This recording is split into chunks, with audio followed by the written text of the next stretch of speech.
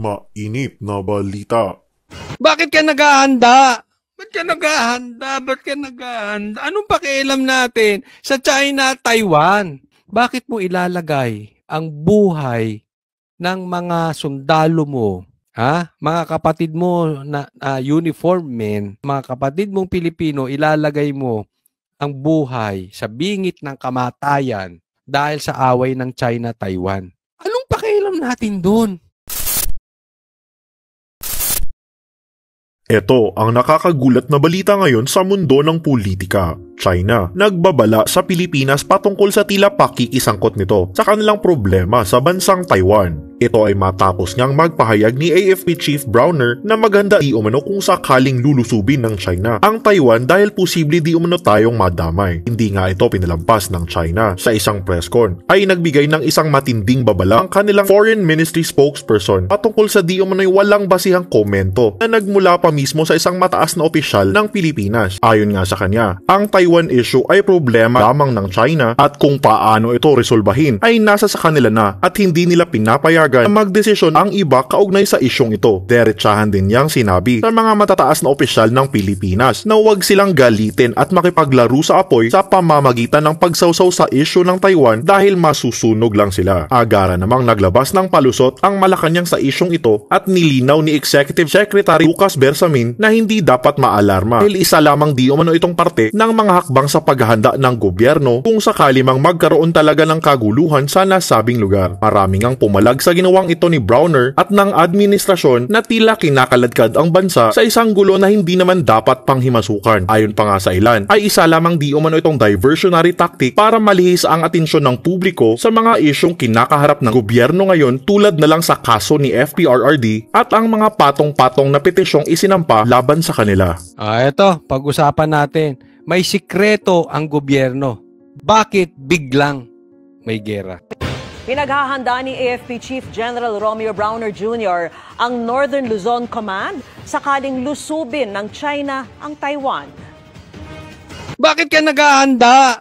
Ba't ka naghahanda? Ba't ka naghahanda? Anong pakialam natin sa China, Taiwan? Ilalagay mo sa alang... Hindi ko naman maintindihan. Bakit mo ilalagay ang buhay ng mga sundalo mo, mga kapatid mo na uniform men, mga kapatid mong Pilipino, ilalagay mo ang buhay sa bingit ng kamatayan dahil sa away ng China, Taiwan? Anong pakialam natin doon? Di ba? May palusot eh.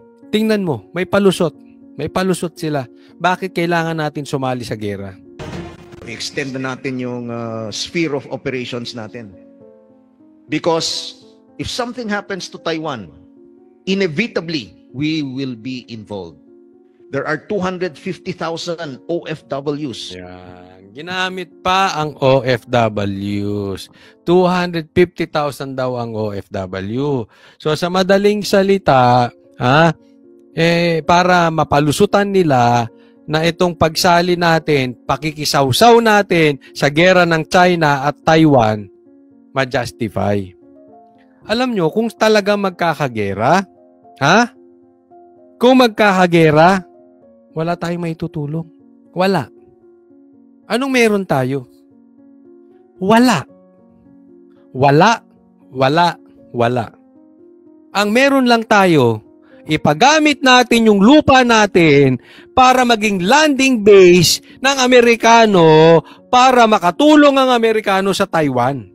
Wala tayong kakayanan, wala tayong armas, wala tayong gamit, wala tayong experience sa gerang ganyang kalaki. Anong meron tayo? Wala. Kung hindi ipagamit mo lang yung iyong teritoryo. Bakit? Alam mo kung matutuloy ang gerang yan? Milyon-milyon mamamatay ang Pilipino.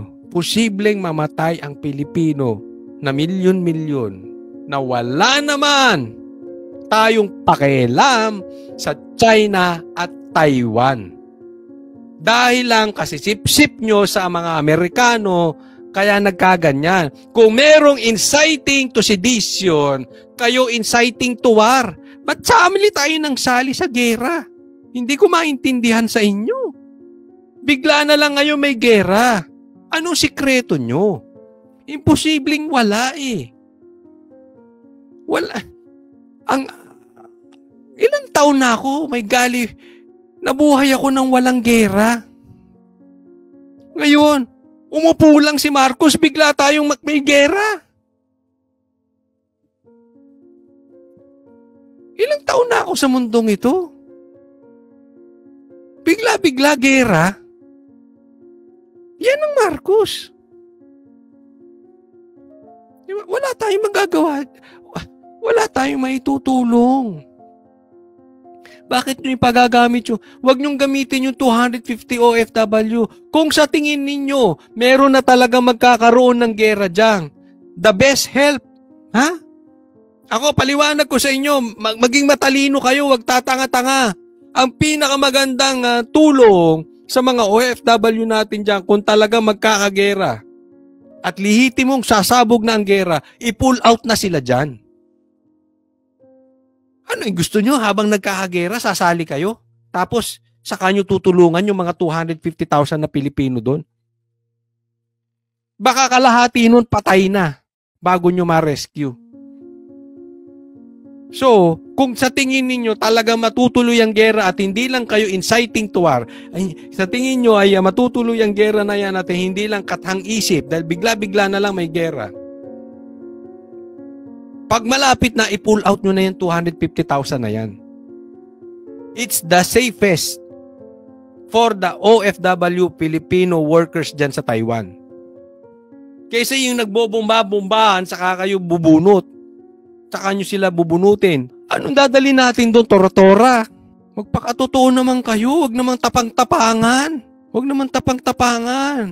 Huwag din tanga-tangahan. Wala tayong magagawa doon. Working in Taiwan, and we will have to rescue them. And it will be the task. Sinabi yan ni Browner sa gitna ng paglunsad ng China ng military exercises sa paligid ng Taipei. Samantala, sinabi rin ni Navy spokesperson for the West Philippine Sea. Yung kayo, handa na ba kayo? Maging refugee sa ibang bansa. Sige, pag sinugod tayo dito, tayo naman ang tatakbo sa ibang bansa. Marcos, sakit ka talaga sa ulo. Marcos, sakit ka sa ulo. Ano na itulong mo sa bansang Pilipinas? Kung kailan ako tumanda sa magkakagerahin na ako. Ang payapa-yapa ng... Mahirap na nga tayo. Yun na nga lang ang meron tayo, mapayapang hindi tayo sali ng sali sa gera. Mahirap na tayo. Sumali pa tayo sa gera. Marcos, sakit ka sa ulo. Sumasakit ang bangs ko sa'yo. Biglang may gera. Rear Admiral Roy Vincent Trinidad na Huwag pinapatibay kayo magdunong-dunungan. Wala tayong panalo dyan. ang Western Command o WESCOM at NOLCOM ng Philippine Navy. Pinag-uusapan din daw ang mungkahing magtatag ng West Philippine Sea Command. Dami niyong plano. Ang dami mong plano, Marcos. Yung pabahay mo hindi matupad-tupad. Yung sinabi mong hahabulin mo yung mga nag-aangkat ng bigas. Hindi mo matupad-tupad. Yung flood control projects mo, hindi mo maayos-ayos. Yung bigas na 20 pesos, hindi mo maayos-ayos. Ang dami mong gusto, Marcos. Pambihira naman, o. AFP. Tapos ganyan pa kayo. Oh, sasali pa tayo sa gera. Buti kung kayo lang mamamatay eh. Kasama nyo ba si Marcos dyan? Yun, nakatago. Ewan ko sa inyo. Oh, next topic po tayo. Oh, eto. Claire. Pinasok na din ang ayuda. Itong babaeng to, sausawera talaga. Pati ayuda, pinasok na rin niya. Sige, pasok Claire. Pasok mo yan, Claire. Tiniyak ng Malacanang na magpapatuloy ang ayuda sa Kapo Sangkita Program o AKAP sa kabila ng nalalapit na eleksyon 2025 dahil maraming Pilipino ang umaasa rito sa pang-araw-araw na pangangailangan. Ayon kay Palas Paano inuuto nyo Pilipino? Pinaasa ninyo eh. Sinanay nyo sa mali. Di ba?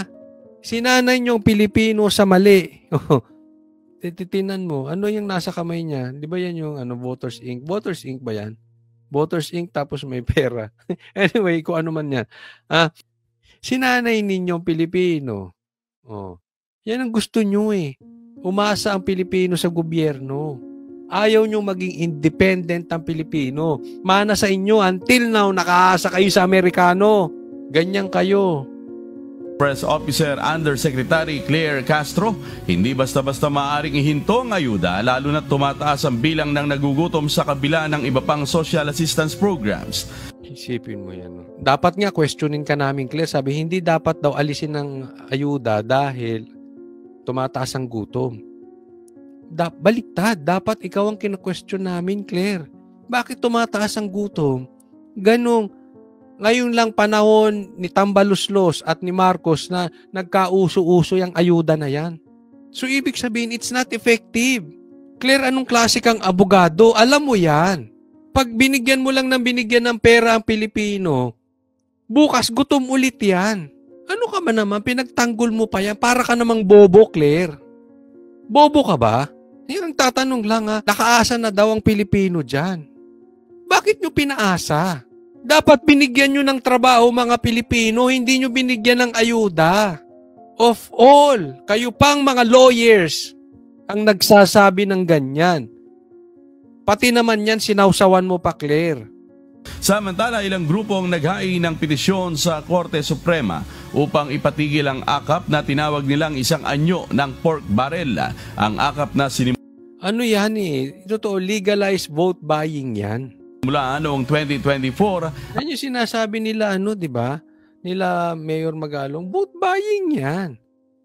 Ay nagbibigay ng tulong pinansyal sa mga pamilyang hirap sa buhay dahil sa kawalan ng trabaho, kalamidad o iba pang suliraning pang-ekonomiya.